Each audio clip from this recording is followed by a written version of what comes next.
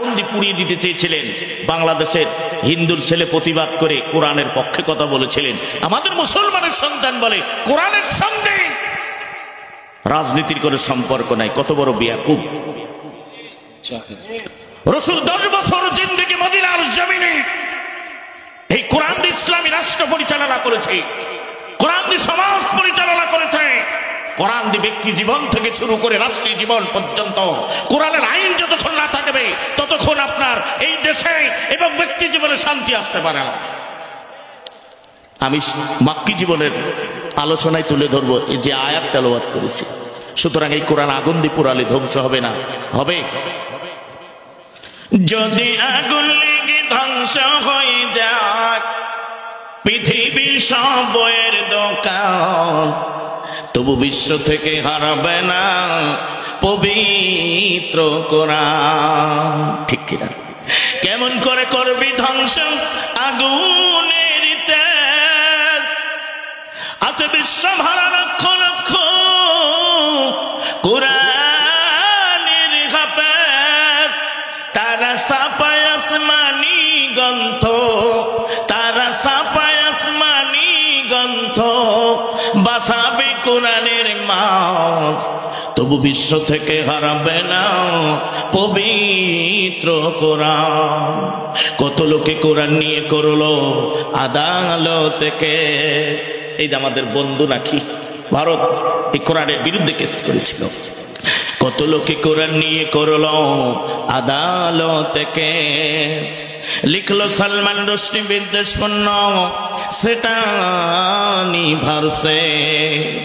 আল কোরআনের নূরের জ্যোতি, আল কোরআনের নূরের জ্যোতি সারা বিশ্বে বিদ্যমান, তবু বিশ্ব থেকে হারাবে না পবিত্র কোরআন। আরে পাকিস্তানে যে মরলো বিমান দুর্ঘটনায় ভাই, বিমান পুড়ে ছাই হয়ে যায়, কিন্তু আল্লাহর কোরআন পড়ে নয়।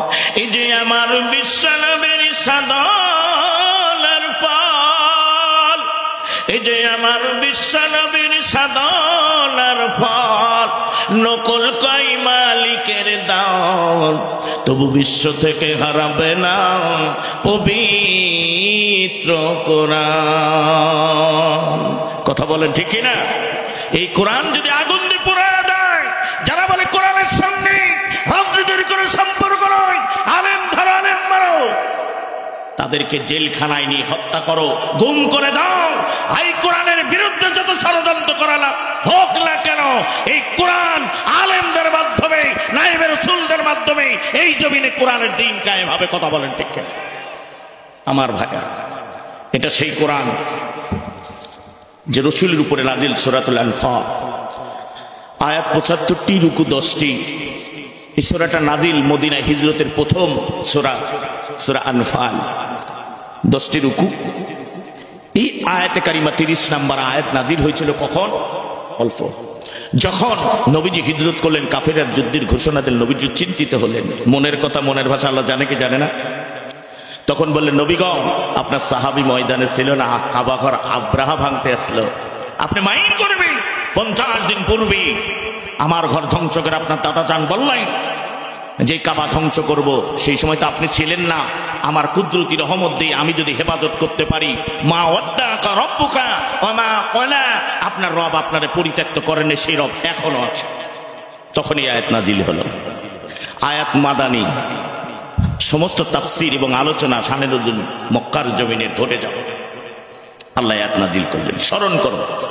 ওয়াইয ইয়ামকুরু বিকাল্লাযীনা কাফারু লিয়ুসবিতুকা আও ইয়াকতুলুকা আও ইখরিজুকা ওয়া ইয়ামকুরুনা ওয়া ইয়ামকুরুল্লাহ আল্লাহু খায়রুল মাকিরিন। আল্লাহু আকবার। আর স্মরণ করে, যখন কাফেররা আপনার বিরুদ্ধে ষড়যন্ত্র করলো, লিসবিতুকা জেলখানায় বন্দী করবে, আও ইয়াকতুলুকা আপনাকে হত্যা করবে, আও ইখরিজুক আপনাকে মক্কা থেকে তারা বিতাড়িত করে বের করে দিতে চায়, ওয়া ইয়ামকুরুনা আর কাফেররা ষড়যন্ত্র করে, ইয়ামকুরুল্লাহ আর আল্লাহ আপনার পক্ষে কৌশল করেন।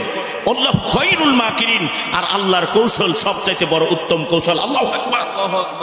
আল্লাহর কৌশলের কাছে কাফেরেরা যত ষড়যন্ত্র করুক না কেন, হামলা মামলা জেল জরিমানা অত্যাচার হত্যা করুক না কেন, এই জমিনে আল্লাহ আলেমদের পক্ষে হেফাজত করবে। ঠিক, এটা সেই কোরআন।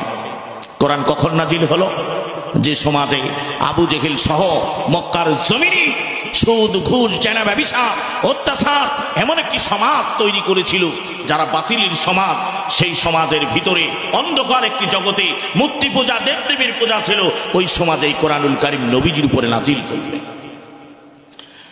আলিফ লাম রা কিতাবুন আনজালনাহু ইলাইকা লিতুখরিজান নাসা মিনাজ যুলুমাতি ইলান নূর। আল্লাহ রাব্বুল আলামিন সূরা ইব্রাহিমের শুরুতেই জানায় দিলেন, আগে নবীজি গা এই জন্য আপনার পথে এই কোরআনুল কারীম নাজিল করে দিলাম, যে মানুষগুলি আমি আল্লাহর আইন বাদ দিয়ে অন্য কোন মাবুদের পূজা করে, ওরা গাছ পূজা করে, মাছ পূজা করে, দেবদেবীর পূজা করে, ওই মানুষগুলো হলো জুলমাত, ওরা অন্ধকার জগতের ভিতরে রয়েছে।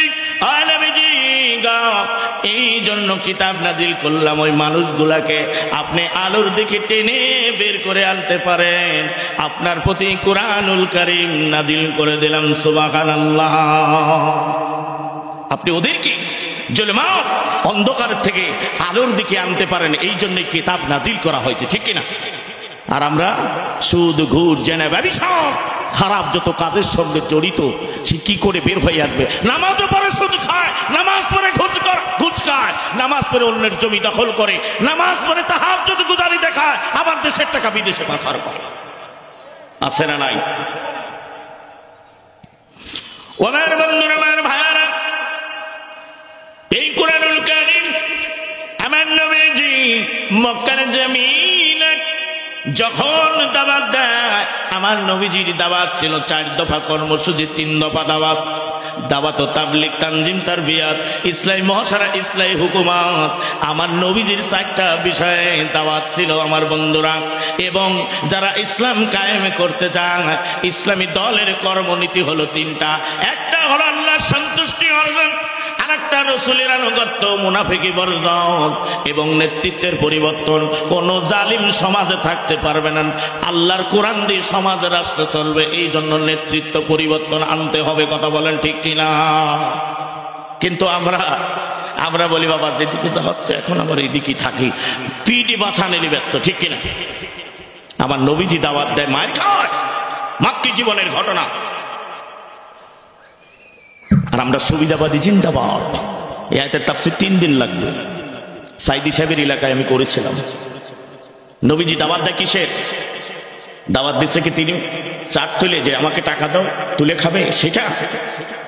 নবীজি দাওয়াত দেয় আন আকিমুদ্দিন, আল্লাহর জমিনে দ্বীন কায়েমের দাওয়াত। ইদিয়াম কুরুবিকাল্লাযিনা কাফারু, আর যখন স্মরণ করো ওই কাফেরেরা আপনার বিরুদ্ধে ষড়যন্ত্র করলো, নবীজি আমার নবীজি দাওয়াত দেয় মক্কার জমিনে। আবু জেহেলের 14 জন মন্ত্রী ছিল। হিসাব বিন আমর আবু জেহেলের প্রধান উপদেষ্টা, ওয়ালিদ বিন মুগিরা প্রধান বিচারপতি, জুহাইর ইবনে উমাইয়া আইন প্রশাসন তিনি টাগাল করে। এবং আবু জেহেলের প্রধান বডিগার্ড হলেন আবু সুফিয়ান। আবু জেহেলের ধর্মমন্ত্রীর নাম মুক্তার বিন আদি। এইবার আবু সুফিয়ান কি বলল, নেতা তুমি কি জানো মক্কার জমিনে আব্দুল্লাহর বেটা নতুন ধর্ম চালু করেছে, নতুন দল চালু করেছে, সব মানুষগুলো মোহাম্মদের দিকে চলে যায়। আর আমরা যে সবকিছু গ্রাস করে খাই এই সমাজ রাষ্ট্রের, এই মোহাম্মদের কারণে তোমার রাষ্ট্র ক্ষমতা, তোমার ক্ষমতা কিন্তু থাকবে না, জালিমের ক্ষমতা। এইবার কাফেররা বুঝে আমার নবীদের কাছে চলে গেলেন, দিকে বলে ভাতিজা মোহাম্মদ, তুমি হলে আমির হামজার ভাতিজা, আবু তালিবের ভাতিজা, মানে আমার ভাতিজা। আবু জেহেল ছেলে বনু মাকজুম গোত্রের আবু জেহেল। এই আবু জেহেল কি বলল, তুমি ধর্ম নি মক্কার জমিনে কোনো দল করতে পারবা না। বলেন তো ধর্ম নি দল করা যায় আছে না নাই? আছে না নাই? কথা কয় না কেন? মানুষ কম আজকে, গতকালকে জায়গায় হয়নি মাটির দল, একটা পর্যন্ত আলোচনা করেছে। ধর্ম নি দল করা যায় আছে না নাই? এটা দলিল নেবেন না, আল্লাহর দলিল। আর আবু জেহেল 1400 বছর আগে বলেছিল, আবু জেহেলের উত্তরসূরিরা বলল ধর্ম নিয়ে কোনো রাজনীতি দল করা যাবে না। এই কথাগুলি কেউ বলতে চায় না, খালি জান্নাত জাহান্নামের ওয়াজ শুনবেন। মিয়া দুনিয়ায় যদি আপনি ঠিক না থাকেন, যেখানে ইসলাম কায়েম নেই, যেখানে ইসলামী সমাজ নয়, সেই দিকে আপনি সব চলে, আপনি ব্যভিচার চলে, দুর্নীতি চলে, ঘুষ চলে, আপনি চোখ দিয়ে দেখেন। আল্লাহ কি দেখেন? আল্লাহু সামিউম বাসীর, আল্লাহ কি দেখেন না শোনেন? তুমি সেই সমাজের পরিবর্তন চাও না, তুমি তো মুনাফিক। আল্লাহ রাব্বুল আলামিন আয়াত নাযিল করলেন, ওয়ালতাকুম মিনকুম উম্মাতুন ইয়াদউনা ইলাল খায়রি ইয়া'মুরুনা বিল মা'রুফি ওয়া ইয়ানহাউনা আনিল মুনকার ওয়া উলাইকা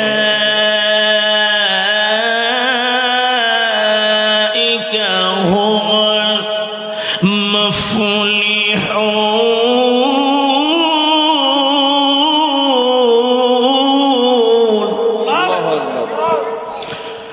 আল্লাহ রাব্বুল আলামিন 3 নম্বর সূরা আলে ইমরানের 104 নম্বর আয়াতে কারিমার ভিতরে বললেন, ওগো নবীজি গো, আপনার উম্মতের ভিতরে অবশ্যই একটা দল থাকা লাগবে, যারা সৎ কাজের আদেশ জারি করবে, অসৎ কাজের বাধা সৃষ্টি করবে। ওই দলটাই পৃথিবীর জমিনে সফলতম দল। আমার নবীজি তারপর দাওয়াত বন্ধ করলেন না। কাফির বেঈমান যদি ভয় দেখায়, যারা ইসলামের দ্বীন কায়েমের পক্ষে, তাদেরকে যতই ভয় দেখানো হোক, তারা হামলা মামলা জেল জুলুম ফাঁসিতে ঝুলবে, গুলির সামনে আবু সাঈদের মতো বুক পেতে দিবে। কোন জালিমের কাছে মাথা নত করবে? কখনোই না। মক্কার জমিনে দাওয়াত বন্ধ করলেন না।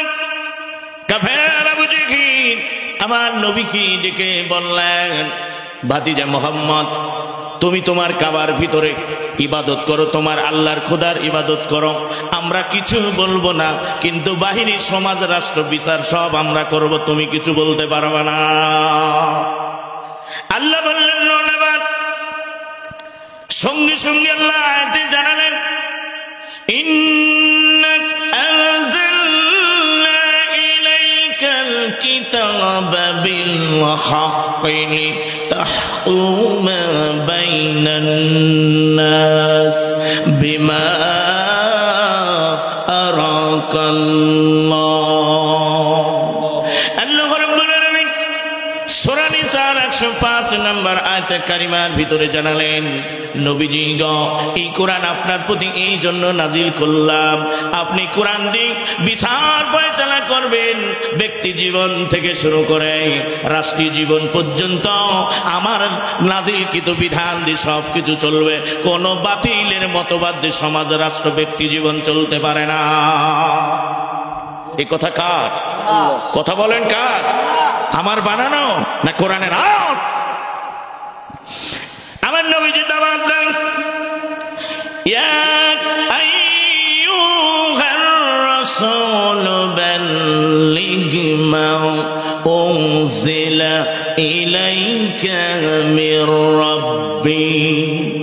হে নবী, আপনার প্রতি যে কোরআন নাযিল করলাম, আপনি কিতাব দিয়ে সকল মানুষের মধ্যে দাওয়াত পৌঁছায় দেন।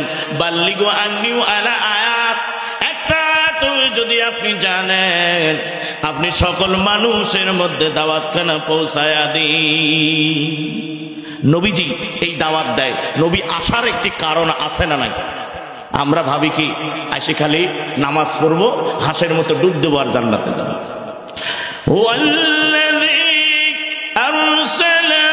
رسوله بالهدى ودين الحق ليظهره আলাদ-দীনি কুল্লিহি ওয়ালাউ কারিহাল মুশরিকুন।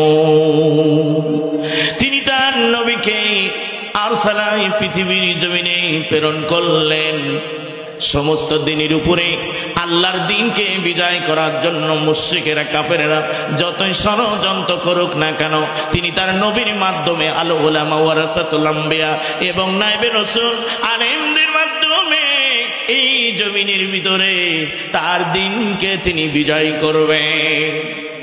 আল্লাহ নবী কোরআনুল কারীমের দাওয়াত বন্ধ করলেন না। কাফের আবু জেহেল আবু সুফিয়ান ডাক দিয়ে বলল, আবু সুফিয়ান রে, মক্কার জমিনে সব জনগণকে দারুন নাদুয়ায় তুমি হাজির করে দাও। সিরাত ইবনে হিশাম লিখে যায়, আল বিদায়া ওয়ান নিহায়া আল্লামা ইবনে কাসির রহমাতুল্লাহ বর্ণনা করে যায়, সব জনগণ যখন চলে আসলো, আবু জেহেল জনগণের উদ্দেশ্যে ভয় দেখানো শুরু করলো। যখন আর নেতার সঙ্গে পারা যায় না, জনগণকে বলল, মোহাম্মদকে নেতা মানতে পারবা না, মোহাম্মদের দল তোমরা কেউ ধরতে পারবা না, মোহাম্মদের কালেমা কেউ পড়তে পারবা না, বাপ দাদার ধর্ম কেউ ত্যাগ করতে পারবা না। বক্তৃতা শুরু করে দিলেন। এমন সময় আল্লাহর নবী সাফা পাহাড় এই কোরআনুল কারীমের দাওয়াত তেলাওয়াত শুরু করে দাও। এমন সময় নবীজির তেলাওয়াত শোনার জন্য একজন চলে গেলেন। ইন্নামাল মুমিনুন আল্লাযীনা ইযা যুকিরাল্লাহু ওয়াজিলাত কুলুবুহুম, যে কোরআন তেলাওয়াত করলে মানুষের মনটা নরম হয়ে যাও। এই তেলাওয়াত শুনে আবু জেহেলের মজলিসের কাছে গিয়ে বলল, এই মক্কার জনগণ, তোমরা আবু জেহেলের জানামাই বক্তৃতা শুনতে চাও? এই দেখে আব্দুল্লাহর বেটা মুহাম্মদ তিনি এমন একটা ধর্মের তেলাওয়াত করে যেটা শুনলে মনটা নরম হয়ে যায়, অন্তরটা শীতল হয়ে যায়। এই কথা শোনার পরে সব জনগণ উঠে উঠে আমার নবীজির কাছে ভিড় জমানো শুরু করলো। আবু জেহেল বক্তৃতা বন্ধ করে দিলেন। দেখে বলে, আবু সুফিয়ান আমার মজলিসের জনসভার মানুষগুলি কোথায় গেল? বলে, তুমি কি জানো না আব্দুল্লাহ বিন মুহাম্মদ ওই সাফা পাহাড়ে তার ধর্মের তেলাওয়াত শুরু করেছে, তোমার জানামাই বক্তৃতা কেউ শুনতে চাই না, মুহাম্মদের দিকে সবাই চলে যায়। আবু জেহেল একটা তরবারির আমার নবীকে হত্যা করার জন্য রওনা দিল। ইযিয়াম কুরুবিকাল্লাযিনা কাফারু, আজ যখন কাফের আবু জেহেল আমার নবীকে মারার জন্য রওনা দেয়, জনগণ দেখলো রাষ্ট্র ক্ষমতার প্রেসিডেন্ট আমাদের দিকে আসতেছে, এই জায়গায় থাকা যাবে না, হামলা মামলা জেল জরিমানা অত্যাচার করতে পারে, সবগুলা সরে গেলেন। আবু জেহেল আমার নবীর কাছে চলে গেলেন। ডেকে বলে, ভাতিজা মুহাম্মদ, তোমাকে বলেছিলাম তোমার ধর্ম প্রচার বন্ধ করে দাও, তুমি শুনলে নাও, তুমি কিসের বিনিময় হলে তোমার ধর্ম প্রচার বন্ধ করবে? আমার নবীজি কোনো কথা বলে না। আবু জেহেল লোভ দেখালো, বলল, ভাতিজা মুহাম্মদ, তুমি যদি চাও আমরা মক্কার প্রেসিডেন্ট, বাড়ি গাড়ি টাকা পয়সা ধন সম্পদ নারী যা লাগে সব দিয়ে দেব, তুমি শুধু তোমার কালেমার দাওয়াত তুমি মক্কার জমিনে বন্ধ করে দেবে।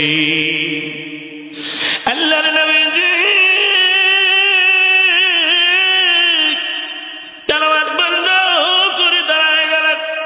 ডিকি বলে, চাচা গো, যদি আকাশের চন্দ্র সূর্যগুলি আমি মুহাম্মদের ডান হাতের মধ্যে এনে দাও, তবু আমি আল্লাহর কোরআনের দাওয়াত বন্ধ করতে পারবো না। সুবহানাল্লাহ।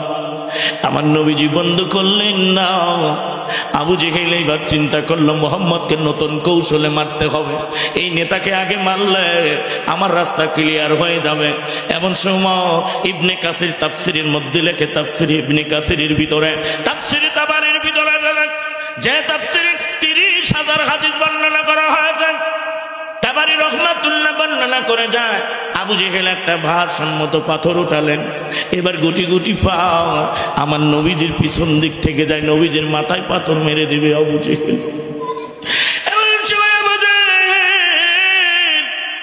আমার নবীজির মাথায় পাথর মেরে দিলেন। আল্লাহর নবীজি জমিনের মধ্যে লুটা বললেন। ডিকি বলে, চাচা গো, তুমি এতিম মোহাম্মদের পাথর মারলে, এই মোহাম্মদের প্রতি কি তোমার দয়া মায়া হলো না? বলে তোমাকে বলেছিলাম ধর্ম প্রচার বন্ধ করে দাও, তুমি শুনলা না। এমন সময় নবীজির পাগড়িটা খুলে রক্তগুলি নবীজি মুছে না। এতিম নবীজি, যে নবীজি দুনিয়া আখিরাতের নেতা, ওয়ালাল আখিরাতু খায়রুল লাকা মিনাল উলা, আমার নবীজি আসমান জমিনের নেতা। ওমা আরসালনাকা ইল্লা রাহমাতাল লিল আলামিন, যে নবীজি রহমত স্বরূপ এই পৃথিবীর জমিনে প্রেরণ করা হয়েছে, সেই নবীরে আবু জেহেল পাথর মারলেন, নবীজি রক্ত ঝরে যা। আমার নবীজি পানির পিপাসার জন্য জনগণকে ডাক দিয়ে দিলেন, হাত বাড়াইয়া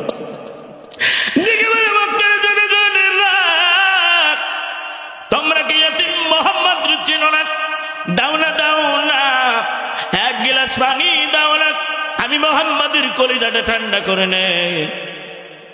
মানুষগুলা পানি নিয়ে চলে যায়, আবু জেহেল পানি খেতে দেয় না আমার নবীর, এতিম নবীর, যে নবীজির আব্বা নাই মা নাই, যে নবীজি গর্ভে থাকা অবস্থায় বাবা ইন্তেকাল করে চলে যায়, 6 বছর বয়সে মা ইন্তেকাল করে পৃথিবীর জমিন ত্যাগ করলেন, সেই নবীজি এতিম নবীজি কান্দে।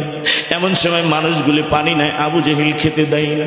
নবী প্রতি এত মহব্বত রে, কুল ইন কুনতুম তুহিব্বুনাল্লাহ ফাত্তাবিউনি ইউহিব্বুকুমুল্লাহ ওয়া ইয়াগফির লাকুম যুনুবাকুম আল্লাহু গফুরুর রহিম। তোমরা যদি আল্লাহকে পেতে চাও, আমার নবীর ইত্তিবা করো, আমার নবীর মহব্বত করো, ভালোবাসবে। ফালা ওয়া রাব্বিকা লা ইউমিনুনা হাত্তা ইউহাক্কিমুকা ফীমা শাজারা বাইনাহুম, আমার নবীজির বিচার, নবীজির সকল আদর্শ যতক্ষণ নবীর উপরে ছেড়ে না দিবে মুমিন হতে পারবে না, পারবে না। লা ইউমিনু আহাদুকুম হাত্তা কুনা খাব্বা ইলাইহি মিন ওয়ালিদিহি ওয়া ওয়ালাদিহি ওয়ান নাসি আজমাইন, তুমি মুমিন হতে পারবে না তোমার জান মাল জীবনের চাইতে, স্ত্রী সন্তানের চাইতে আমার নবীরই যতক্ষণ তুমি ভালো না বাসবে ততক্ষণ পর্যন্ত তুমি মুমিন হয়ে মরতে পারবে না। আমার নবীর পানি খেতে দেয় না। দূর থেকে আমির খানজার চোখের পানি ছেড়ে কান্দায়, আর ডিকি ডিকি বলে, আবু জেহেল তুমি কার গায়ে হাত দিয়েছ? আমির খানজার ভাতি যাও, মোহাম্মদের গায়ে তুমি হাত দিয়েছ। আজকে যদি আমির খানজা বাড়িতে থাকতো, এমনি ভাবে তুমি পাথর মারতে পারতে না। ওই দিন আমির খানজা হরিণ শিকার করার জন্য জঙ্গলে চলে যায়। ইবনে কাসির বর্ণনা করেন, আমির খানজা যখন হরিণই দেখতে পেল, বলে হরিণীর উপজা তীরটা টান দিয়েছে, ওই হরিণীটা দাঁড়ায় যাও। কিতাব লিখে ইবনে কাসির বর্ণনায় ওই হরিণটা আকাশের দিকে মুখ করে একটা আল্লাহ বলে ডাক দিয়ে ডিকি বলে, আল্লাহ ও দয়ার আল্লাহ, তুমি যদি আমার জবানটা একবার খুলে দিতে, আমি আমির খানজারে বলে দিতাম, আমির খানজারে একটা হরিণ নয় রে, হাজার হাজার হরিণ তোমার বাড়িতে চলে যাব, যাও না। আমার এতিম নবীর কাফের আবু জেহেল পাথর মারতে যাও না। আমার নবীকে এক গ্লাস পানি দিয়ে কলিজা ঠান্ডা করে দাও না। মানুষগুলি যখন নবীর এত ভালোবাসে, আমির হামজা ঘোড়াটা ঘুরে বাড়ির দিকে রওনা দেয়। ওই দিন ঘোড়াটা এত জোরে দৌড় দিয়েছে, আমির হামজা ডেকে কও, ও ঘোড়া রে, কোনোদিন এত জোরে দৌড় দিলে না, আজকে কেন দিলি রে? ইবনে কাসির বর্ণনা করে নেন, তাফসীর টাকা ফুটানোর জন্য বয়ান লিখে নেন, ওই ঘোড়াটা মনে মনে ডেকে কও, ও আমির হামজা, আমি তোমার জন্য দৌড় দেই না, আমার বিশ্ব নবীজির জন্য দৌড় দিয়েছি। সুবহানাল্লাহ। আমির হামজার বিবির কাছে দাঁড়ানো, ডেকে বলে, বিবি রে, আমার ভাতিজা মোহাম্মদ কই রে, মোহাম্মদ কই? বলে, তুমি কি দেখো না মোহাম্মদ পাথর মাত্র আবু জাহেল?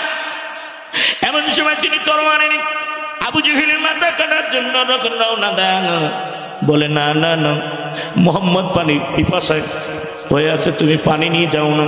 আমির হামজা পানি নিয়ে রওনা দেয়, আবু জেহেল ওখান থেকে চলে যায়। এমন সময় আমার নবীজি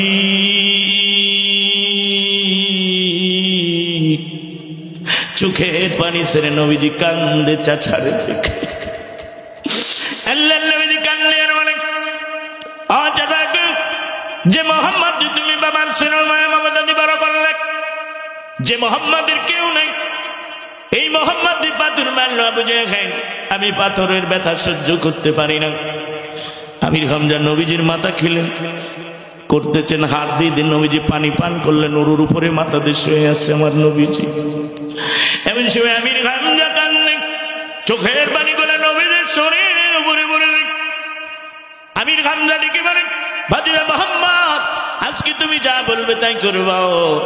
আমার নবীজি আর দেরি করলেন না, ডেকে বলে, চাচা গো, যে আকিমুদ্দিন, যে কালেমার দিন কায়েম করার জন্য আপনার এতিম ভাতিজার শরীরে কাপের আবু জেহেল পাথর মারছাক, চাচা গো, জলদি করে তোমার এতিম ভাতিজার কালেমাটা গ্রহণ করে নাও, লা ইলাহা লা ইলাহা। আপনাদের জবান বন্ধ কেন? সমস্যাটা কি? লা ইলাহা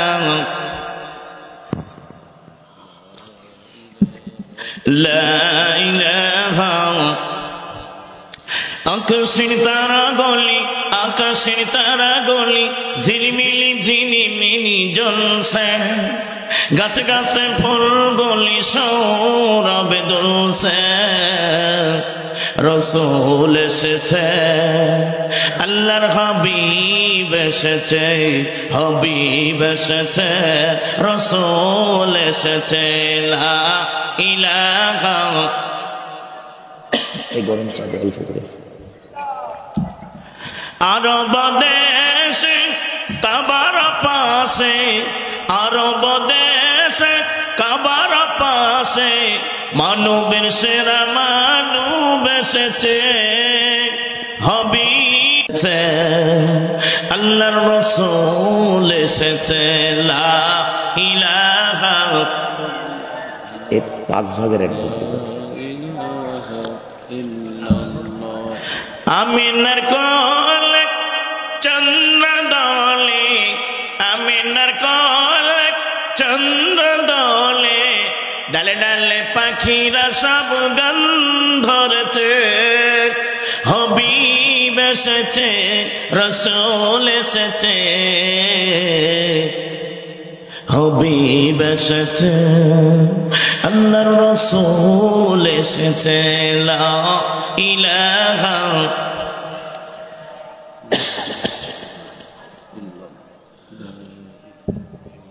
লা ইলাহা ইল্লাল্লাহ মুহাম্মাদুর রাসূলুল্লাহ সাল্লাল্লাহু আলাইহি ওয়াসাল্লাম। কষ্ট হচ্ছে নাকি আপনাদের? ও আপনার, আমি তো পরিবেশ তৈরি করতে, প্রধান বক্তা ওয়াজ করবে। আমার ভাইয়েরা, 1 নম্বর ষড়যন্ত্র, ইসলামী আন্দোলনের নেতাকে কেউ হত্যা করতে পারছে? আয়না ঘর কেন, গুম কেন? আল্লাহর দ্বীন যারা কায়েম করতে চায়, ওরা আল্লাহর প্রতি অবিচল অটল বিশ্বাস থাকলে এদেরকে কেউ হত্যা করা সম্ভব না। আমার বন্ধুরা, আমার ভাইয়েরা, আবু জেহেল দ্বিতীয় কৌশল করে, তার দলের যুবকদের ডাকলেন, যুবকদেরকে ডেকে বললেন, মোহাম্মদকে আজকে রাতের ভিতরে আমরা হত্যা করে ফেলবো, গুম করে দিব। আপনারা বলেন গুম কেন হয়? আমাদের নেতারা গুম হলো বাংলার জমিনে, অনেক বিভিন্ন দলের নেতা। দেখেন, গুমের ঘটনা 1400 বছর আগে আবু জেহেল তৈরি করেছে। যুবকদেরকে ডেকে বললেন, শোনো যুবকেরা, মোহাম্মদ একটি রাস্তা দিয়ে নামাজ পড়তে যায়, ওই জায়গায় গর্ত খনন করে মোহাম্মদ পড়ে যাবে, তোমরা পাথর মেরে মোহাম্মদ শেষ করে দিবে, তোমরাই রাজত্ব করবে, তোমরা সমাজ চালাবে, তোমরা চাঁদাবাজি করবে, লুটতারা যা কিছু করবে। মোহাম্মদ আমাদের বড় বাধা, এই নেতাকে মারতে হবে রাতের বেলা। গর্ত খনন হয়ে গেল, বলে মোহাম্মদকে যখন মারবে পাথর, উনি কিন্তু বলবে মোহাম্মদ নাই, আমি আবু জেহেল, আমার নাম নিবে, তোমরা যেন পাথর মারা বন্ধ করো।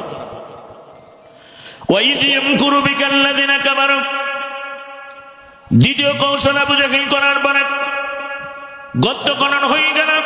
আমার নবীকে রাতের বেলা হত্যা করা হবে। নবীজি জানেন আমাদের দেশের ভণ্ড পীরেরা গায়েব জানে, তারা বাংলাদেশ থেকে কাবা ঘরে কুত্তা খেদায়, এমন আছে না নাই ভণ্ড? জিকির করে, জিকিরের কোনো আগামাতা না। আমি কুষ্টিয়া গিয়েছিলাম, দেখি বড় বড় চুল এবং বড় বড় দাড়ি, মুখ গুলা ঢাকা, গাঞ্জা খায়, আছে না নাই? এরা দেখবেন রোজা থাকে না, নামাজ কালাম পড়ে না, রোজা আসতেছে, এরা কিন্তু রমজানে ঠিকই কিন্তু ইফতারি খাবে, আছে না নাই? দাড়ি চাচা গোফিয়াটা গাঁজা খাওয়ার জম, নামাজ নেই, রোজা নাই, ইফতার খাওয়ার জম, আছে না নাই? ভারত থেকেই আসি যত ফেঞ্চি গাজামত, বাংলাদেশের সোনার ছেলেরা হয়ে গেছে আজ পথ। এই সমাজে আলেম ওলামা গুণী লোকের নেই কখনো দাম। হক কথা বললে পরে ফাঁসির কাজটার আয়না ঘরে দিতেই হবে জান। এমন সমাজে রাষ্ট্র কি আপনারা চান না? এই মাদ্রাসায় যাদেরকে পড়ানো হয় ওরা কি টাটা দেয়? আমি গত পরশুদিন প্রোগ্রাম করেছি কুমিল্লার দেবীদ্বারে, পরের দিন ছিল নবীনগর। সেখানে যে বাড়িতে ছিলাম, আসার সময় একটা ছেলে টাটা দিছে, টাটা।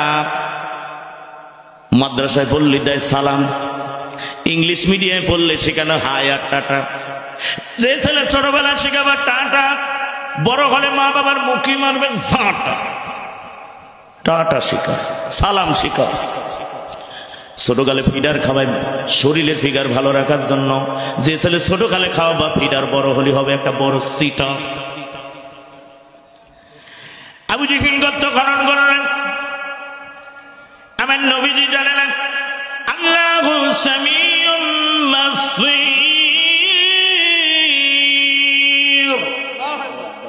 আমার আল্লাহ দেখতে পায়, শুনতে পায়। আল্লাহ জিবরাইলকে ডাক দিয়ে বলল, জিবরাইল রে যারে যাও কাফের আবু জেহেল, আমার ইসলামী দলের নেতা যারা আমি পৃথিবীর জমিনে আরসালা রাসূলা করে পাঠালাম, আমার নবীকে পৃথিবীর জমিন থেকে বিদায় করতে যায় আবু জেহেল। আমার নবী যদি না থাকে, কিয়ামতের জমিনে কালেমার পতাকা উত্তোলন করবে, কে মদিনার রাষ্ট্র কায়েম করবে? ও জিবরাইল জলদি করে যান, আমার নবীকে সাহায্য করে গর্তটা পার করে দে। আমার নবীজি ওযু করে রওনা দেয়। যদি আল্লাহর পথে থাকেন আল্লাহ অবশ্যই সাহায্য করে, ঠিক কিনা? ইন্নাল্লাযীনা ক্বালু রাব্বুনাল্লাহু সুম্মা ইসতাকামু ওয়া তাতানাজ্জালু আলাইহিমুল মালাইকাতুহু আল্লাহ তাখাফু। নিশ্চয় যারা আল্লাহকে রব বলে মেনে নেয়, আল্লাহ আমাদের রব, সুম্মা ইসতাকামু থাকে, আল্লাহ তাদেরকে ফেরেশতা দিদি সাহায্য করে। কথা বলেন ঠিক কিনা? সঙ্গে সঙ্গে জিবরাইল ওহী নিয়ে আসলেন। ইয়া রাসূলুল্লাহ, ইয়া হাবিবাল্লাহ, আপনি আর এক পা যাবেন না, কাফের আবু জেহেল আপনারে পাথর মেরে রাতের বেলা গুম করে দিতে চান। এমন সময় জিবরাইল গর্তের উপরে হাত দিলেন। ইবনে কাসিরের বর্ণনায় এসেছে, তাহলে আল্লাহর সাহায্য মুমিনের প্রতি আসে। যাত্রার বেলা চোর বাটপার আর হচ্ছে ভোট চোরদের পক্ষে আসবে নাকি? কথা কয় নাকি? দেশের টাকা লুটপাট করে বিদেশ এনেছে, ওদের পক্ষে আসবে নাকি? আল্লাহ কাদের সাহায্য করবে? আয়াতে বলে দিলেন, ওয়াকানা হাক্কান আলাইনা নাসরুল মুমিনিন।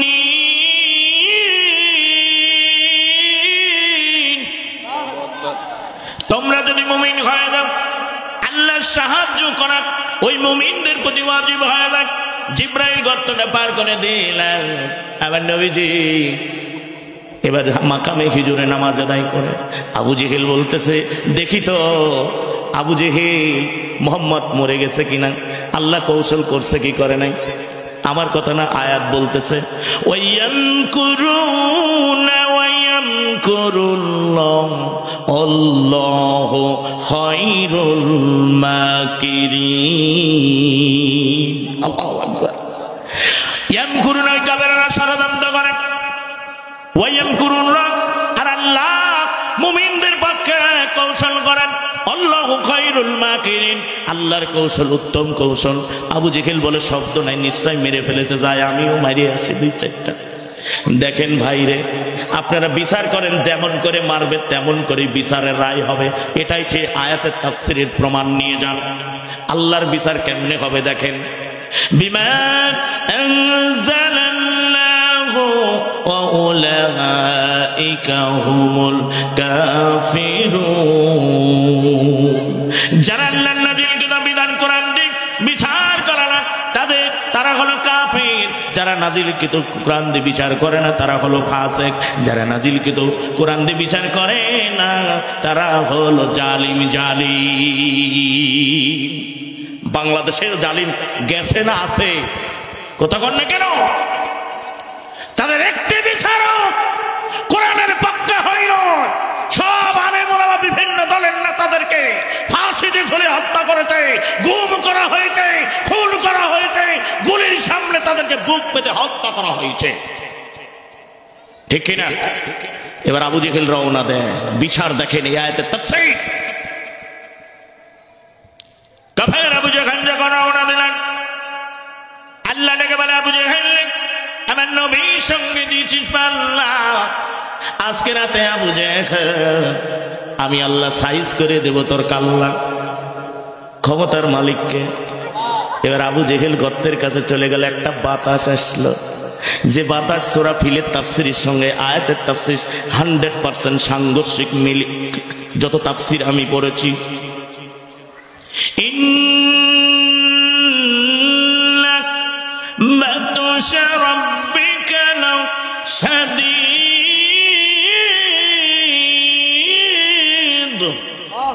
আমার আল্লাহ বলে ধরিনি, যেদিন ধরবা আমার ধরা সেই দিন শেষ হবে। আবু জেহেলের একটা গায়ে বাতাস আসলো আর গর্তের মধ্যে ধূপ করে পড়ে গেল। আল্লাহু আকবার। এমন সময় যুবকেরা বলল, মোহাম্মদ পড়ে গেছে, বৃষ্টির মতো পাথর মারা শুরু করলো। কারণ হলো পাথরের বদলে পাথর, আল্লাহর বিচার। ফাঁসির বদলে ফাঁসি, গুলির বদলে গুলি। কথা বলেন ঠিক কিনা? আবু জেহেল গর্তের মধ্যে পড়ে পাথর খায়। আল্লাহ দিয়ে বলে, আবু জেহেল আমার নবীকে সাপা পাহারা এইভাবে পাথর মেরেছিলি। আবু জেহেল দেখে দেখ পাথরের আঘাতটা কেমন লাগে, মারির বদলে মার প্রতিশোধ নিয়ে নিলাম, পাথরের আঘাত দিয়ে তোকে প্রতিশোধ নিলাম। তুই যেমনে মারছিলি তোর দলের লোক দিয়ে তোরে মার খাওয়ালাম। তুই যে ট্রাইব্যুনাল গঠন করেছিলে, আবু জেহেলের নিজের গড়া হাতে গড়া ট্রাইব্যুনাল, ওই ট্রাইব্যুনালে কিন্তু এবার ওর বিচার হয়। কথা বলেন ঠিক কিনা? কথা কন না কেন? এই গর্তের ট্রাইব্যুনাল কে করেছিল? আবু জেহেল। তৎকালীন যুগে 1400 বছর আগে গর্ত খনন করা ট্রাইব্যুনাল, বর্তমান যে ট্রাইব্যুনাল যারা তৈরি করেছে ওদের বিচার ওই ট্রাইব্যুনালে শুরু হয়েছে, ঠিক কিনা? আল্লাহর বিচার আছে না নাই? আবু জেহেলের ট্রাইব্যুনালে আবু জেহেলের বিচার হয় কি? পাথর মারছিল, পাথরের বদলে পাথর। তুমি যে ফাঁসি দিতে মিথ্যা মামলা, ওই ফাঁসি দিয়ে তোমাকে হত্যা করা হবে। গুলি করেছে, গুলির বদলে, ঠিক কিনা? আবু জেহেল পাথর খায় আর বলে, আমারে মারিস নে, আমি মোহাম্মদ নাই, আমি তোদের নেতা আবু জেহেল। নেতা তো কইছিল, মোহাম্মদ মিথ্যা কথা বলে, বড় বড় পাথর নেশে মহাসভা। মার খায় কে? আল্লাহু খায়রুল মাকিরিন। এ কৌশল কে করেছে? কথা বলেন কে? আমাদের দেশেও একইভাবে বাতাস আসলো। যাত্রাবাড়ির থেকে বাতাস, উত্তরার দিক থেকে যুব সমাজগুলি বাতাস দিলেন, গাবতলের দিক থেকে বাতাস নিয়ে চারিদিক থেকে রওনা দেয়। এইবার জালিম কিন্তু পালাতে বাধ্য হয়ে গেল। কেউ জানে না, যে বলল আমি পালাই না সে গোপনে পালায় চলে গেল। ঠিক একইভাবে আবু জেহেলকেও হত্যা করা হয়, আবু জেহেলকেও মারা হয়, পাথর মারা হয়, বৃষ্টির মতো পাথর মারা হয়। আমার আল্লাহ প্রতিশোধ নেয়। এমনি ভাবে ইসলামী আন্দোলনের বিরোধিতা যারা করে, একামতে দিনের বিরোধিতা যারা করে, আলেমদের বিরোধিতা যারা করবে, এমনি ভাবে পৃথিবীর জমিনে বিচার হবে। যেমন নমরুদের বিচার হয়েছে, ফেরাউনের বিচার হয়েছে, আবু জেহেলের বিচার হয়েছে। বাংলার জমিনে যারা কোরআনের বিরোধিতা করেছে, কোরআন প্রেমিকদের বিরোধিতা করেছে, তাদের বিচার আমার আল্লাহ এই জমিনের ভিতরে করবে। শুধু ধৈর্য ধারণ করতে বলেছেন আমার আল্লাহ, ইন্নাল্লাহা মাস সাবিরিন। ঠিক কিনা? আমরা তো নিরাশ হয়ে যাই, কত মানুষ ফাঁসিতে গুলির সামনে হত্যা করে জীবন চলে গেল। আহারে, আর এই জমিনে জালিম ছাড়া কিছুই থাকবে না। আল্লাহ বলল নো টেনশন। আয়াত আছে না নাই? টেনশন করতে নিষেধ করেছে, আয়াত রয়েছে। ওয়ালা তাহিনু ওয়ালা তাহজানু ওয়া আনতুমুল আ'লাউনা ইন কুনতুম মুমিনিন। তোমরা নিরাশ হয় না, তোমরা টেনশন করো না, তোমরা যদি মুমিন হয়ে যাও আমি আল্লাহ তোমাদেরকে বিজয় দান করব। সূরা আলে ইমরান 139 নম্বর আয়াতে কারিমা এটা। তাহলে কোনো টেনশন নাই, আল্লাহ বিজয় দিয়েছে কি দেয় নাই। এবার আবু জেহেল পাথরকে একজন যুবক বলে, দেখি তো আমাদের নেতা। কয় হারে আর মানিস, এ তো আমাদেরই নেতা। আল্লাহ প্রতিশোধ নিয়েছে, কথা বলেন ঠিক কিনা? মায়ের বদলে মায়ের, ফাঁসির বদলে ফাঁসি হবে। এই আয়াতের এই তাফসীর থেকে বোঝা যায় এইভাবেই তাদেরকে বিচার করতে হবে। যে ট্রাইব্যুনাল আবু জেহেল বিচার করেছে আমার নবীর নিজের হাতে করা ট্রাইব্যুনাল, ঠিক একই বিচার কিন্তু তার ট্রাইব্যুনালে শুরু হয়েছে, ঠিক কিনা? আমার ভাইয়েরা, জলদি হাত নামা। আমি সংক্ষেপ করছি আজকে, যেহেতু দ্বিতীয় বক্তা, এই জন্য হাত নামা। আল্লাহ বলল না, তোর কোনো বাবা তুলতে পারবে না নবী ছাড়া। হুজুর বলে লাগে না জানা যায়, হুজুর বলে লাগে না দোয়া করতে, হুজুর বলে লাগে না গোসল করাইতে, হুজুর বলে লাগে না তোমার সব দোয়া করতে, ঠিক কিনা? নেতা কারা? আবু জেহেল 40 গজ নিচে চলে গেল। এইবার আবু জেহেল হুঁশ ফিরে বলল, যুবকেরা আমি বুঝেছি এটা মোহাম্মদের আল্লাহর খেলা, জলদি করে যান, মোহাম্মদকে বল আমি মোহাম্মদের কালেমা গ্রহণ করব। এমন সময় যুবকেরা চলে গেলেন। বলে চাচা, আপনার চাচা আবু জেহেল কালেমা পড়বেন। নবীজি হাসতে হাসতে আল্লাহর কাছে দোয়া করে বলে, আল্লাহ আজকে বুঝি আবু জেহেল কালেমা পড়বেন। নবীজি রওনা দেন। আল্লাহ নবীজি যখন রওনা দেন, আল্লাহ ডেকে বলে, জিবরাইল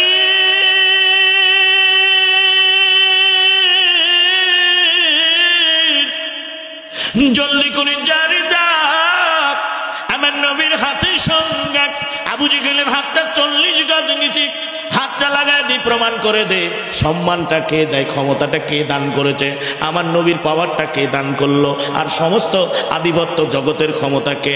তাবারাকাল্লাযী বিয়াদিহিল মুলকু ওয়া হুয়া আলা কুল্লি শাইইন কাদির। সমস্ত আধিপত্য ক্ষমতার মালিক আমার আল্লাহ। আবু জেহেল যখন ওই গর্তের নবীজি যায়, সম্মান কে দেয়, কেড়ে নাই কে? কথা বলে, তুইজ্জু মান তাশা ওয়া তুযিল্লু মান তাশা। সম্মান আমার আল্লাহ দেয়, সম্মান আমার আল্লাহ কেড়ে নেয়। যেমন তোমার দিয়েছিল 16 বছর রাজত্ব করেছ, আবার ঘরে ধরে পালায়া নিয়ে গেছে। দেখছেন তো খেলা? আয়াতের তাফসীর মিলায়া নেন। এইবার যখন নবীজি বিসমিল্লাহ বলে হাত দিলেন, জিবরাইল হাত ধরাই দিলেন, উঠে চলে যায়, কালেমা পড়ে না। কথা দি কথা রাখে বেঈমানরা, কথা বলেন। এই জন্যই তো তারা জালেম, যারা বাতিল, তারা কথা দি কথা রাখে না। ইন্নাকা লাতুখলিফুল মিয়াদ, আল্লাহর ওয়াদা কাফেরদের ওয়াদা কোনোদিন এক হতে পারে না। কথা বলেন ঠিক কিনা? কাফেরের ওয়াদা দেয়। এই জন্য আমি বলি, আপনারা মসজিদের মিম্বারে খতিব ইমাম নিয়োগ দেন, কথা বলেন না কেন? মসজিদের মিম্বারে যদি একজন আলেমকে যদি দাড়ি টুপি যুবক পাগড়ি সাহাবে দেখে যোগ্যতা দেখে নিয়োগ দেওয়া হয়, আজকে ব্যক্তির জীবনে, রাষ্ট্রীয় জীবনে আমাদেরকে মসজিদের মিম্বারের মতো করে আমাদের নেতৃত্বের পরিবর্তন আনতে হবে, ঠিক কিনা? তবে সমাজ রাষ্ট্রে ব্যক্তি জীবনে শান্তি আসতে পারে। তাছাড়া শান্তি যেখানে খোঁজেন শান্তি আসবে না যতক্ষণ আল্লাহর কোরআনের বিধান চালনা হবে। আল্লাহর কোরআন যে সমাজে রাষ্ট্র না চলবে ততক্ষণ শান্তি সমাজে আপনার ব্যক্তি জীবনে পাবেন না।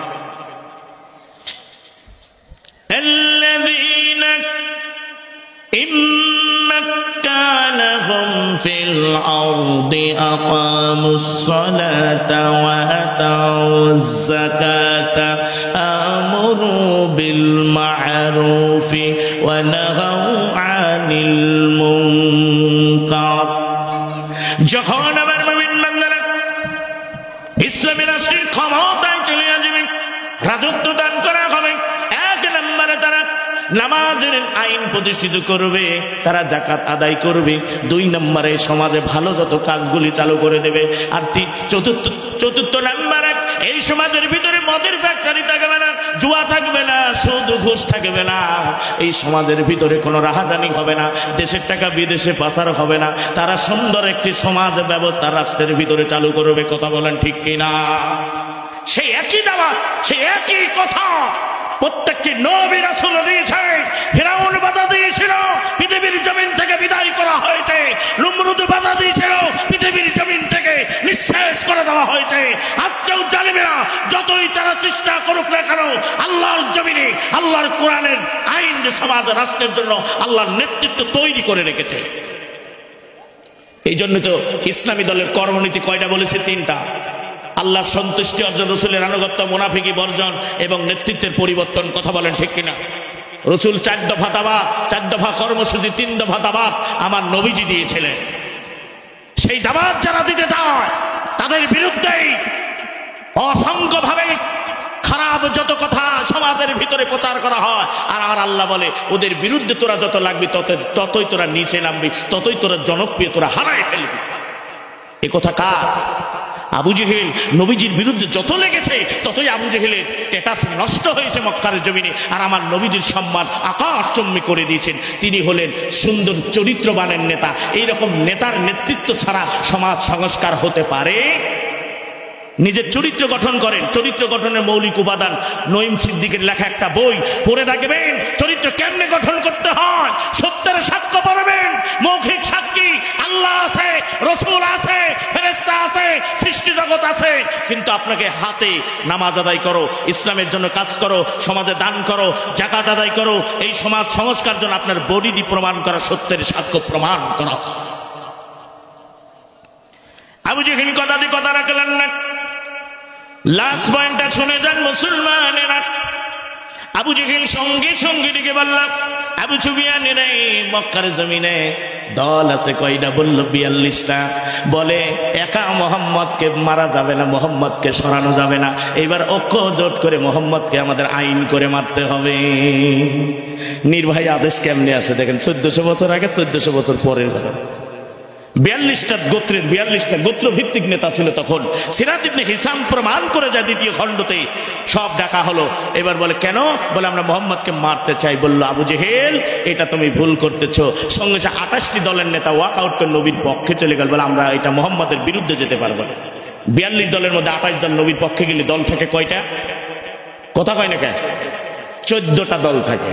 ভালো নেতা তো নবীর পক্ষে 14 দলে যেটা ঢুকলো, ইনুর মতো নেতা, মেননের মতো নেতা, ওই বড়ুয়ার মতো নেতা, ভান্ডারির মতো নেতা ঢুকলো ওই 14 দলে। তাফসীর দেখেছি 14 জন মন্ত্রী, 14 জন নেতা, ঐক্য হলো। আবু জেহেল 29, ইবলিস শয়তানদের 30 জন হলো। তিনি ইয়ামিনের একজন মুরব্বীর রূপ ধারণ করে তাদের পরামর্শ বৈঠকে ঢুকলেন। এটা ইবনে কাসির তাফসীরে লেখে, সিরাত ইবনে হিসামের খণ্ডের ভিতরে সুন্দর করে বর্ণনা হয়েছে। এইবার আবু জেহেল কি করলেন? আদেশ দেখেন, প্রতিটা পয়েন্টের পুরুর উপরে তাফসীর এতক্ষণ করলাম সংক্ষেপে।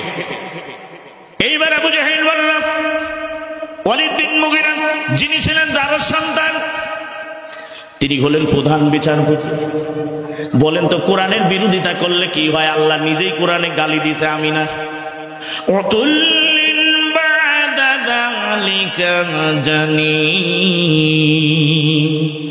যারা ইসলামের বিরোধিতা করে, কোরআনের বিরোধিতা করে, ইসলামী আন্দোলনের আলেমদের বিরোধিতা করে, আল্লাহর বিরোধিতা করে, ওদেরকে আল্লাহ বললেন ওরা হলো পিতৃ পরিচয়হীন জারর সন্তান। সূরা কলামের আয়াত, এটা আমার বানানো নয়। এবার ওয়ালিদ বিন মুগিরার সামনে রিপোর্ট পেশ করতে, নির্বাহী আদেশ দেখেন কেমনে আসে। আবু জেহেল বলল, মাননীয় স্পিকার শুনেন, আমরা মোহাম্মদকে 1 নাম্বার আইন করতে চাই। আমরা মোহাম্মদকে জেলখানায় বন্দী করতে চাই। বলে পাগল হয়েছে, মোহাম্মদকে বন্দী করা যাবে না, এটা ওয়াক আউট হয়ে গেল। সব নেতারা তাদের বিরুদ্ধে বলল মোহাম্মদকে করা যাবে না। আমি সংক্ষেপ করে দিচ্ছি, বলল দ্বিতীয় আরেকটা অপশন আছে, আও ইকতুলুক, আর মোহাম্মদকে হত্যা করে দেই, নেতাকে মেরে দিলে তো আমার রাস্তা ক্লিয়ার। বলল না, মারলে তার বিপদ বাড়বে, মোহাম্মদকে মারা যাবে না। বলে আমার কাছে তৃতীয় নাম্বার অপশন কিন্তু আছে, তোমরা শুনে নাও। ও নেতারা শোনো, তিনি বললেন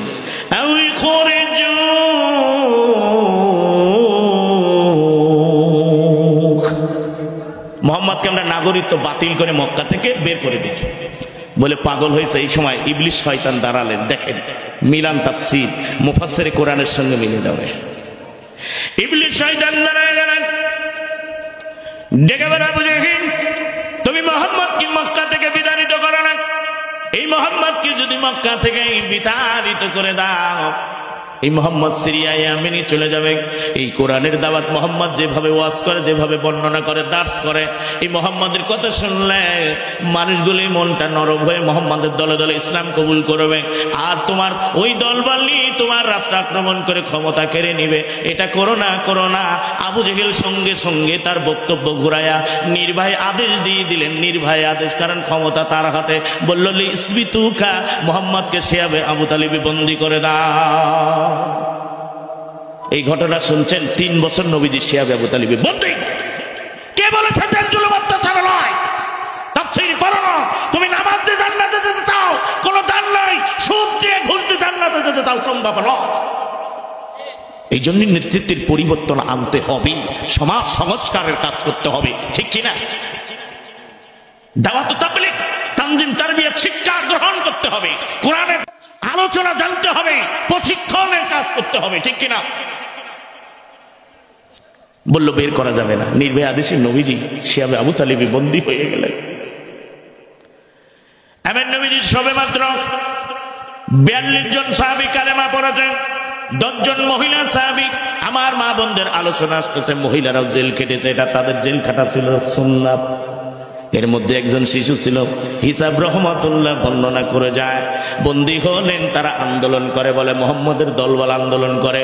আবু জেহেল বলল ওদেরকেও নির্ভয় আদেশ দিয়ে বলল জেলখানায় শিয়াবে আবু তালিবি বন্দী করে না।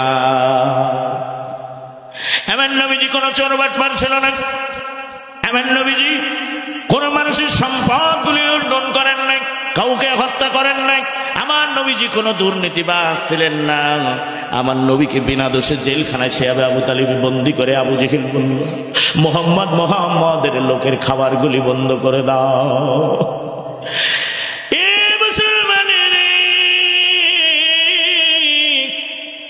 ওই শিয়াবে আবু তালিবি খাবারগুলি বন্ধ করে দেয় না। হিসাব রহমাতুল্লাহ বর্ণনা করে যায়, খাবার বন্ধ করলেন। আমার নবীরা উটের শুকনা চামড়া গুলা ভিজে ভিজে খেত। 3 মাস 4 মাস পরে ছাগলের নাদির মতো পায়খানা হতো। বাবলা গাছের রসগুলা চিবি চিবি খেত না মুসলমান। 3 মাস 4 মাস পরে রক্তের বর্ণের মতো প্রস্রাব হয় ধর ওই জেলখানায়। পরীক্ষা ছাড়া জান্নাত পাওয়া যাবে না। আমার আল্লাহ আমার আপনার কাছে কোনো জিনিস চাই না, 2টা জিনিস চায়। এক শ্রেণীর নেতারা বলতেছে এরা ধর্ম নিয়ে ব্যবসা করে। আমি বলি ওটা তো সত্য কথাই বলেছে। আল্লাহ তো নিজেই বলছে ধর্ম নিয়ে ব্যবসা করো। ইয়া আইয়ুহাল্লাযীনা আমানু হাল আদুল্লুকুম আলা তিজারাতিন তুনজিকুম মিন আযাবিন আলীম। ঠিক কি না? ইমানদার, তোমাদের এমন একটা ব্যবসার কথা বলবো যে ব্যবসা করলে জাহান্নামের আগুন থেকে মুক্তি পাবে। তুমিনুনা বিল্লাহি ওয়া রাসূলিহি ওয়া তুজাহিদুনা ফি সাবিলিল্লাহি বিআমওয়ালিকুম ওয়া আনফুসিকুম যালিকুম খায়রুল লাকুম ইন কুনতুম তা'লামুন। আল্লাহ রাসূলের প্রতি মজবুত ঈমান আনবে। আপনারা কেন জান্নাতে যেতে চান? ইসলামিক দল কেন করতে চান? এক কথায় আল্লাহর সন্তুষ্টি, রাসূলের আনুগত্য, ঠিক কি? এই জায়গায় বলতেছে মানে আল্লাহ রসুলের সন্তুষ্টি অর্জন হও, তারপরে তোমার মাল জান দিয়ে আল্লাহর রাস্তায় জিহাদ করো যদি বোঝাও। এবার আল্লাহ বলছে তোমার কাছে আমি বেশি জিনিস চাই না, বান্দার কাছে 2টা জিনিস। ইন্নাল্লাহ হাশতারা মিনাল মুমিনিনা আনফুসাহুম ওয়া আমওয়ালাহুম বিআন্না লাহুমুল জান্নাহ। নিশ্চয় আল্লাহ হাসতারা ক্রয় করে নিলেন ওই মুমিনদের কাছ থেকে তাদের মাল এবং তার জীবন এই জানগুলি আল্লাহ ক্রয় করে নিলেন, বিনিময় করলেন। আমার আল্লাহ মুমিনদের সঙ্গে ব্যবসা হলো, সেটা হলো বিনিময় হবে জান্নাত। আপনারা জান্নাত জান্নাত করেন, দুইটা জিনিস ছাড়া জান্নাত পাওয়া যাবে না। আমরা মনে করেছি এমনি এমনি জান্নাতে যাব, আল্লাহ বলে দিলেন না। আহসিবান্নাস আইয়ুতরাকু আইয়াকুলু আমান্না ওয়া হুম লা ইফতানুন। হে মানুষ, তুমি কি মনে করেছো তুমি এমনি এমনি জান্নাতে যাবে? না না, তোমাকে পরীক্ষা করা হবে। শুধু তাই নয়, আল্লাহ আরেক আয়াতে বললেন, আম হাসিবতুম আন তাদখুলুল জান্নাতা ওয়া লাম্মা ইয়ালামিল্লাহু আল্লাযীনা জাহাদু মিনকুম ওয়া ইয়ালামাস সাবিরিন। তুমি কি মনে করেছো এমনি এমনি জান্নাতে প্রবেশ করবে না? কালেমার রাস্তায় সংগ্রাম করেছে, জিহাদ করেছে, লড়াই করেছে, আর ধৈর্য ধারণ করেছে, তারাই কেবল জান্নাতের অধিবাসী হতে পারে। আল্লাহ আরো বললেন, তোমাকে পরীক্ষা করা হবে। ওয়ালানাবলুওয়ান্নাকুম বিশাইইম মিনাল খাউফি ওয়াল জু'i ওয়া নাকসিম মিনাল আমওয়ালি ওয়াল আনফুসি ওয়াত থামারাত ওয়া বাশশিরিস সাবিরিন। আল্লাহু আকবার। তোমাদের কি কিছু ভয়, কিছু ক্ষুধা, জানমালের ক্ষতি হবে? হয়েছে না? জেল গেছে, জরিমানা গেছে, বাড়ি ছেড়ে অন্যদিকে চলে যেতে হয়েছে, হামলা মামলা, জেল জরিমানার শিকার, আপনার দোকান ব্যবসা বাণিজ্য ধ্বংস করে দেওয়া হয়েছে। এর ভিতরে যারা ধৈর্য ধরেছে, আল্লাহ তাদেরকে বিজয় দিয়েছে। তাছাড়া বিজয় পাওয়া সম্ভব নয়। দিন কতক্ষণ পর্যন্ত কায়েম করবেন? আপনি বসে আছেন, বাবা আমরা তো 5 তারিখে বিজয় পেয়েছি হলে। আল্লাহ বললেন না, وقاتلهم حتى لا تكون فتنة يكون الدين لله। আর এই জমিনের ভিতরে তোমরা অতক্ষণ পর্যন্ত সংগ্রাম করো যতক্ষণ পর্যন্ত আমার জমিনে আমার দিন কায়েমে না হয়ে যায়। দিন কায়েম না হওয়া পর্যন্ত তোমাদের জান মাল দিয়ে তোমরা লড়াই করতে থাকো। নবীজি লড়াই করেন আল্লাহর পক্ষে, দিন কায়েমের পক্ষে। কি দিয়ে? জান এবং মাল দিয়ে। মাল কোথায় দিতে হবে এটাই আমরা জানি না। আনফিকু ফি সাবিলিল্লাহ, আল্লাহর রাস্তায় যদি মাল না ব্যয় করতে পারেন, আল্লাহর রাস্তায় যদি না দিতে পারেন, বাড়ি গাড়ি টাকা পয়সা আনি কবরে যাবেন না, মরে যাবেন, আপনার কাফনেও টাকা দেওয়া হবে না, ওই আইডি কার্ড দেওয়া হবে না, ব্যাংক কার্ড দেওয়া হবে না, চেক দেওয়া হবে না।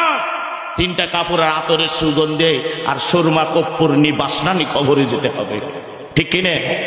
সুতরাং সতর্ক, রেড সিগন্যাল আমার আল্লাহ দিয়েছে। মহিলা সাহাবীরা জেলে, খাদিজা ছিল কি ছিল না? ওমর মা বোনেরা, তোমাদের আলোচনা একটু করে দেয়। মারা 5 জন মারে জান্নাতের গ্যারান্টি দিয়েছেন। 1 নম্বরে আসিয়া, 2 নম্বরে মারিয়াম, 3 নম্বরে খাদিজা, 4 নম্বরে সুমাইয়া রাদিয়াল্লাহু তাআলা আনহা, 5 নম্বরে আয়েশা সিদ্দিকা রাদিয়াল্লাহু তাআলা আনহা। এই 5 জন মারে আল্লাহ দুনিয়ার জমিনে জান্নাত দিয়েছে। মারা 4টা কাজ করবে। 1 নম্বর নামাজ, 2 নম্বর পর্দা, 3 নম্বর স্বামীর খেদমত, 4 নম্বর সতীত্বর হিফাজত করবে। আমার আল্লাহ রাসূল বললেন তারা জান্নাতি হয়ে যাবে।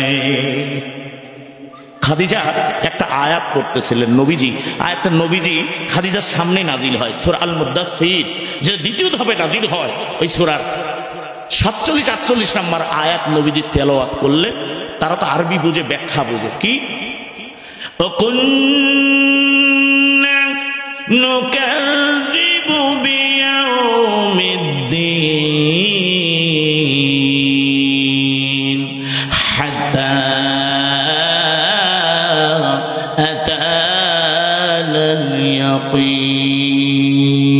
আল্লাহু আকবার। ইয়াকিন শব্দের অর্থ মৃত্যু, ঠিক কিনা? বলছে যারা কর্মফল দিবসকে অস্বীকার করে জাহান্নামে অনেক কারণের মধ্যে এটা 4র্থ নাম্বার কারণ বর্ণনা করা হয়েছে। খাদিজা একটা চিৎকার দিলেন, আল্লাহর নবীজি ডেকে বলে, খাদিজা রে তুমি কেন চিৎকার দিলে? বলে ইয়া রাসূলুল্লাহ, ইয়া হাবিবাল্লাহ, আমি এই জন্য চিৎকার দিলাম নবী, আপনি কিয়ামতের কথা বলেছেন, হাসরের কথা বলেছেন। আমি খাদিজা, আমি নবীজির বুঝি ভালো করতে পারি নাই, আমি বুঝি আল্লাহর রাস্তায় কোনো দান করতে পারি নাই, নবীজির সম্মান বুঝি আমি করতে পারি নাই।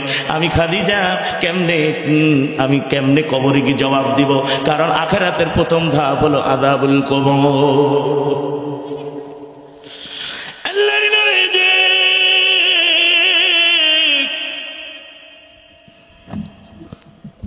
খাদিজা নাকি মানে খাদিজা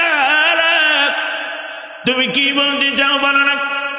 খাদিজা নাকি মানে ইয়া রাসূলুল্লাহ ইয়া হাবিবাল্লাহ গো, আমি খাদিজা কোনোদিন আপনার কাছে কিছু চাই না, আজকে আপনার কাছে আমি নবীর কাছে তিনটা জিনিস চাই। আপনি শুধু নবী নাই, আমার স্বামী নবী। আমি মক্কার সব চাইতে ধনাঢ্য ব্যক্তি, সব সম্পদগুলি বিক্রি করে দিলাম আপনার পায়ের তলায় দিন কায়েমের জন্য নবী গো। আমি সব বিলাই দিলাম, আল্লাহর রাস্তায় বিলাই দিলাম। আল্লাহ তো বলেছে দুইটা জিনিস চাও, এই জন্য আমি সম্পদগুলো আপনার দিন কায়েম ইসলাম প্রচারের জন্য ব্যয় করলাম। আমি হীরা পর্বতে আপনার জন্য রাতের বেলা খাবার নিয়ে যেতাম নবী গো। আমি খাদিজা বুঝি আপনার খেদমত করতে পারি নাই। এক নাম্বার চাওয়া হলো নবীজি গো, আমি খাদিজা যদি মরে যাও আপনার জামা দিয়ে খাদিজার কাফন দিয়ে দিবেন। দুই নম্বরে নবীজি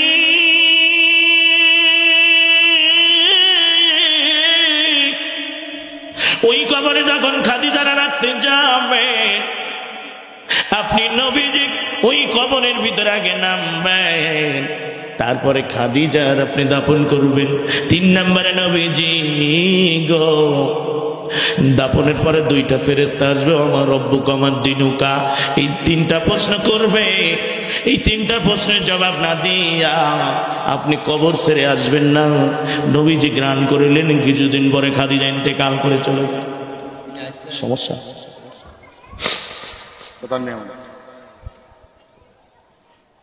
ও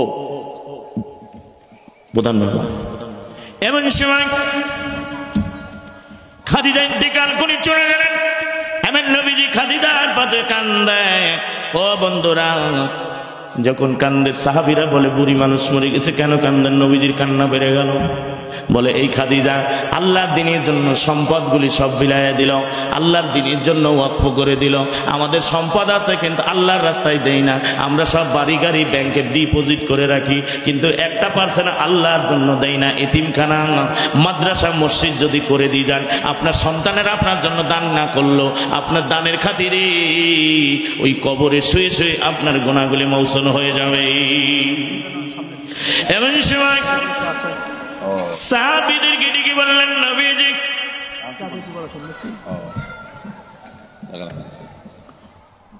আমার খাদিজার দাফনের ব্যবস্থা তোমরা করো। এমন নবীজি খাদিজার জানাজার দোয়া পড়লেন। নবীজি খাদিজার কবরের ভিতরে নেমে যান। এমন সময় কবরকে ডাক দিল, কবর তুমি কি জানো এমন একজন ব্যক্তির রাখা হবে, দুজাহানের নেতা বিশ্ব নবীজির কলিজার টুকরা বিবি খাদিজারে তোমার ভিতরে কিন্তু রাখা হবে। এমন নবীজি দাফন করার পরে খাদিজার মাথার কাছে বুঝি বুঝি কান্দে। এমন সময় আর মুনকার নাকির আসেন, নবীজির কান্না বেড়ে যাও। এমন সময় আমার আল্লাহর আরশে আজিমের নবীজির চোখের পানি দোষ বেড়ে যায় রহমতের দরিয়ায়। আল্লাহ ডেকে বলে, জিবরাইল আমার নবীরে বলে দি খাদিজার প্রশ্নের জবাব আমার নবীকে দিতে হবে না। আমি আল্লাহ খাদিজার প্রতি রাজি খুশি হয়েছি, কারণ খাদিজা আমার রাস্তায় সম্পদগুলি বিলিয়ে দেন, তার জীবন যৌবন সবকিছু আমার নবীজির জন্য ওয়াকফ করেছে, আমার জন্য করেছে। যা যা কিয়ামত পর্যন্ত খাদিজার কবরে মুনকার নাকির যাবে না। আমাদের মা বোনেরা, এই যে মাদ্রাসা, মহিলা মাদ্রাসা, মেয়েরা পর্দা কত সুন্দর, ওয়াকরনা ফি বুয়ুতিকুন্না ওয়ালা তাবাররাজনা ওয়া তাবাররুজাল জাহিলিয়াতিল উলা। নারীরা পর্দার ভিতর, সেই পর্দার এখানে ট্রেনিং দেওয়া হয় মহিলা মাদ্রাসা থেকে, ঠিক কিনা?